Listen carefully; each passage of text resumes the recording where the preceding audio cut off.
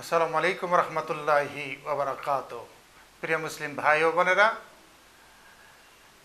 যারা জামাতে শরীক হওয়ার জন্য এসেছেন, এসে দেখতেছেন যে তারা 2 রাকাত পড়ে ফেলছে, এখন তিনি কি করবেন? অথবা 4 রাকাত ফরজ নামাজের মধ্যে 3 রাকাত পেয়েছে, 1 রাকাত তৃতীয় রাকাতে বা চতুর্থ রাকাতে এসে হাজির হয়েছে, তখন তিনি কি করবেন? দেখে নিন, এখানে সব দলিলগুলো দেওয়া আছে, নিজে পড়ুন এবং অন্যকে পড়ার সুযোগ করে দিন। দেখুন, সুন্দর করে দেওয়া আছে।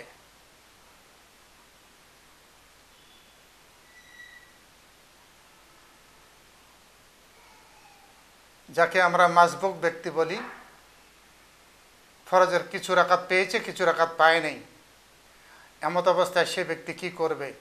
দেখুন, সুন্দর করে দেওয়া আছে, নিন, নিজে পড়ুন এবং অন্যকে পড়ার সুযোগ করে দিন।